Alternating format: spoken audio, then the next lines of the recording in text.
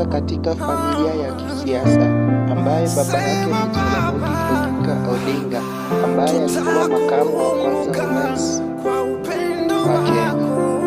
Odinga alisomea shule ya msingi ya Kisumu Union na baadaye alihamia Maranda High School. Alianza masomo ya juu nchini Ujerumani Mashariki. Alipohitimu shahada ya ushamiri ya uhandisi wa mitambo kutoka chuo kikuu cha Melbourne. Baada ya masomo, Odinga alifanya kazi katika sekta ya umma na biashara. Aliingia katika siasa mwanzoni mwa miaka ya 1980 akipigania demokrasia ya vyama vingi nchini Kenya. Alichaguliwa kuwa mbunge wa jimbo la Lang'ata mwaka wa 1992. Aidha, ameweza kuwa katika uongozi wa waziri wa nishati, waziri wa barabara na ujenzi wa umma. Pia ameweza kuwa waziri mkuu wa Kenya kati ya mwaka wa 2008 hadi 2013. Raila Amolo Odinga anachukuliwa kama kiongozi muhimu katika siasa za Kenya, akiongoza mabadiliko ya katiba na juhudi za demokrasia nchini. Ameandika kitabu cha maisha yake kiitwacho Frame of Freedom.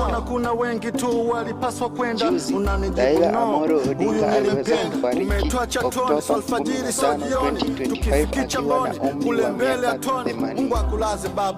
Pia alipokuwa akipokea matibabu.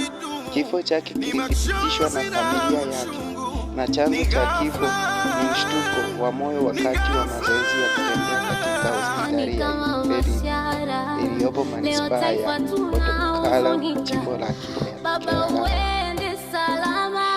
Viongozi mbalimbali wa serikali na kimataifa wametuma salambilambi ikiwa ni pamoja na Mama Samia Suluhu Hassan, rais wa nchi ya Tanzania, katibu mkuu wa Umoja wa Mataifa Antonio Guterres, timu ambayo alikuwa akisapotia ambayo ni Arsenal nayo yaomboleza kifo cha Raila Amolo Odinga, ikimsifu kama kiongozi mwenye maono na shabiki wa kudumu wa Ghana.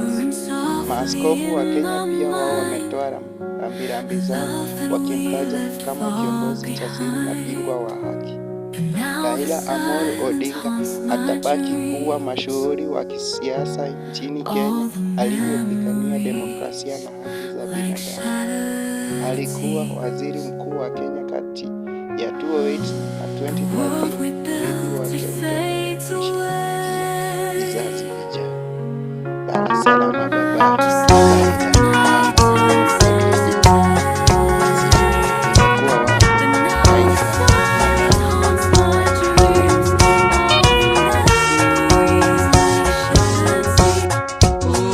Ninaimba sio wimbo, ni maombi, nikiomba Mwenyezi Mungu aibariki Kenya yangu, kwa jina la Baba na la Mwana Roho Mtakatifu, amina.